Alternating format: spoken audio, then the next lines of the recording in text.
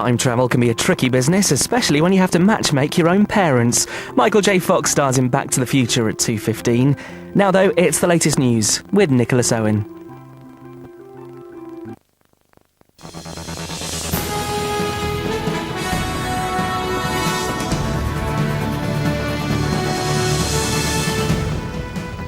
Good afternoon. President Gerald Ford, the man who replaced Richard Nixon in the White House, has died at the age of 93. He was known as the accidental president, the only unelected leader in America's history forced to inherit the twin disasters of Watergate and Vietnam. Paying tribute to him this lunchtime, President Bush said he helped heal our land. John Gilbert reports. My fellow Americans, our long national nightmare is over. To some, he was the president who restored America's faith in itself. To others, an unelected lightweight who let a crook off the hook. Ford took office in 1974 in the wake of Watergate. One of his first presidential acts was also his most controversial. A full, free, and absolute pardon unto Richard Nixon for all offenses against the United States. Born into the Great Depression, Ford was a boyhood football star and could have turned pro. Instead, he chose politics. He sat on the Warren Commission into Kennedy's death. A decade later, himself surviving 2 assassination attempts. Ford's occasional buffoonery cost him dignity. Lyndon Johnson famously joking that he couldn't walk and chew gum at the same time. But in ending America's involvement in Vietnam and in his courtship of both China and Russia, he proved an adept statesman. In the '76 election, America said no to Ford. He'd been president fewer than 900 days. Although in appointing George Bush Sr., Donald Rumsfeld and Dick Cheney to his administration, he laid the foundations for the current Republican regime. For a nation that needed healing, and for an office that needed a calm and steady hand, Gerald Ford came along when we needed him most. In retirement, Gerald Ford made only rare public appearances. America may have respected him, but it never voted for him. John Gilbert, ITV News. The Prime Minister has been involved in a safety scare in Florida. A British Airways jumbo jet carrying Mr. Blair and his family ran off the end of the runway at Miami Airport. More than 300 other people were also on board. Paul Davis reports. It was a dramatic end to a transatlantic journey for the Blairs and everyone else on the packed British Airways plane. The sight of police cars surrounding the jet, the first indication things were not as they should be on their arrival in Miami. What they didn't know at the time was that their plane had ended up somewhere it shouldn't have been. Flight 209, carrying 345 passengers in all, had landed shortly after 6 o'clock local time, touching down, as intended, on runway 30. But after landing, the plane overshot the turning for its stand, breaking a number of runway lights before coming to a halt on the safety buffer zone at the end of the runway. Immediately it was surrounded by safety vehicles. Engineers managed to tow it back to its gateway 45 minutes late. While the Blairs were whisked away on a private visit to the home of former BG Robin Gibb, some of their fellow passengers said they'd thought the flight had been deliberately diverted because of a security scare. Yeah, we just thought there was maybe somebody on board that shouldn't have been on board. How would you feel if you saw 8, police cars rolling up? You expect the worst. British Airways says they believe resurfacing work on the Miami runway led to the pilot missing his turn. Paul Davis, ITV News. Retailers the length and breadth of the country are expecting today to be one of the busiest shopping days of the year.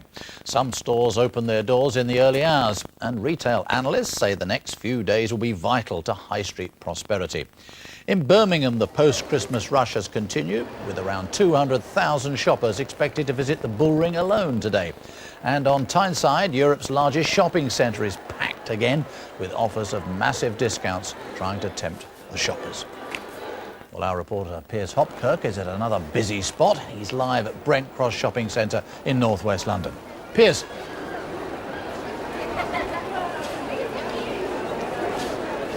Well, they say the January sales start earlier every year, and this year is no exception. Some stores opened their doors as early as 4:30 this morning, and what's more remarkable is that there were people queuing to get in. Here at Brent Cross, they usually get around 60,000 people every day. Today, they're expecting 150,000. That's 2.5 times the normal footfall, and it's expected that that figure will be replicated at shopping centres across the country. Now, retailers here and across the UK are hoping for something of a shopping frenzy today after what's been a somewhat lacklustre Christmas. Now, it's thought as many as 4 out of 5 of us will join the sales this year, and retailers hope we'll spend upwards of £5 billion.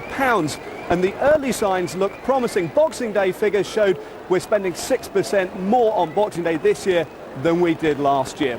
Earlier, I spoke to some of the shoppers here and asked them if they'd found the bargains they've been looking for.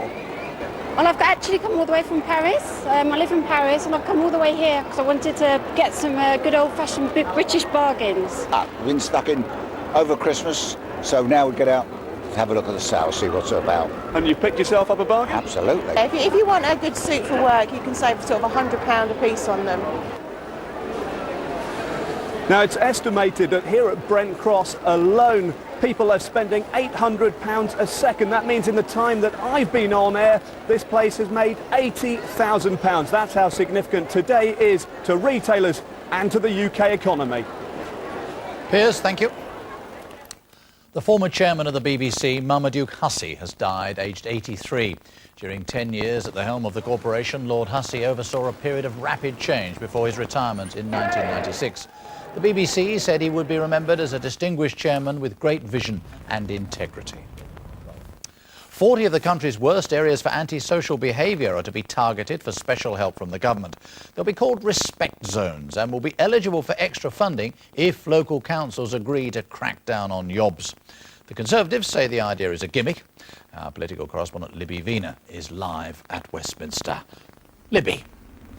Yes, Nick, the government believes it hasn't really done enough on this issue. For many voters, particularly those in Labour heartlands, it remains a very serious problem indeed, and this is the latest attempt to tackle the worst of it. Now, the basic idea is that the government believes that local councils are in a better position to identify problems in their area, and they want to give money to councils where there are particular problems. When I spoke to the Home Office Minister Tony McNulty earlier, though, he dismissed suggestions that this amounted to an admission of failure.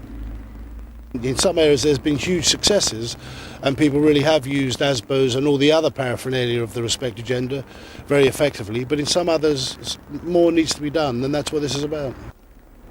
Now, it's true that the record on ASBOs is very mixed. It's estimated that nearly half of those who are served with an ASBO go on to breach the terms of that ASBO, and for the Conservatives they say, well, that's simply not good enough. It suggests that there isn't real enforcement. It suggests we need to get the police more into the neighbourhoods. Also suggests that we need to tackle much more effectively the drug and drink dependencies that in many cases are giving rise to the antisocial behaviour. And I'm afraid what we're seeing instead, it looks awfully like a gimmick. That's clearly not how ministers see it, but I think there is a frustration in government that they haven't actually achieved more. Libby, thank you very much. Finally, England's Ashes dreams may have already gone up in smoke. Now it seems their plans to restore pride are in disarray too. A secret document detailing how best to bowl to Australia's batsmen has been leaked to the media during the 4th Test in Melbourne. On the field, the instructions proved pretty useless again anyway. Richard Pallow reports. For once, it seemed as if England's plans might just work. Australian captain Ricky Ponting out cheaply, followed quickly by 2 more top-order batsmen. The hosts left reeling at 84 for 5. But if the tourists had wanted them out, they certainly didn't want this to get out. England's detailed analysis of how to dismiss the Australian lineup leaked to the Australian media. And the day's events showed it's hardly foolproof. It reveals the way to get Matthew Hayden out is to bowl dot balls to affect his ego. But there won't be much of a dent in that after he smashed a 27th Test century. As for Andrew Symonds, it says to get his wicket, the bouncer is essential. But Simmons resisted the bait, not once being drawn into the risky hook. Instead, he attacked in front of square, no more impressively than with this 6 that brought up his maiden Test century. What a way to bring up your first Test 100! But England's struggles on the pitch were overshadowed by the mysteries off it. It's just unfortunately that a document in our changing rooms managed to find itself out. You think the security in international cricket was tighter than that, but unfortunately it's been leaked. 2 late wickets gave England some hope, but they'll need their tactics to be spot on tomorrow, not to mention their security. Richard Pallow, ITV News. That's it. I'll be back with more of the day's news at 6:45 this evening. Do join me then, and until then, goodbye.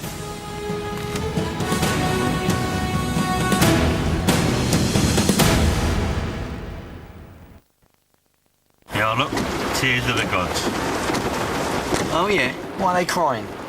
They've seen your haircut, mate. ITV National Weather, sponsored by Powergen. Hello, good afternoon. Some of us have had nothing but cold, grey, dull and dreary for a couple of weeks now. The weather over the next few days will be more varied. There'll be some rain at times, but it'll be brighter as well at times, and temperatures are creeping up. Now, so far today, most of the rain has been in the west, and it's spreading eastward. It's sort of twizzling, really, across central parts of Britain. The odd spot in the south, central areas get rain overnight, and then some clear spells to follow. And the northeast gets fairly chilly by the end of the night, touch of frost up there. For the rest of us, temperatures stay above freezing. And then for tomorrow, well, what's left of the weather front, and it really is a tired old affair by then, is up in the north and west, a few spots of rain only. Either side of that, some bright spells to come through, and temperatures are creeping up, back to double figures for some of us tomorrow. Yeah, I'll go and stand in the rain. That'll make it lie down. Positive energy from Powergen.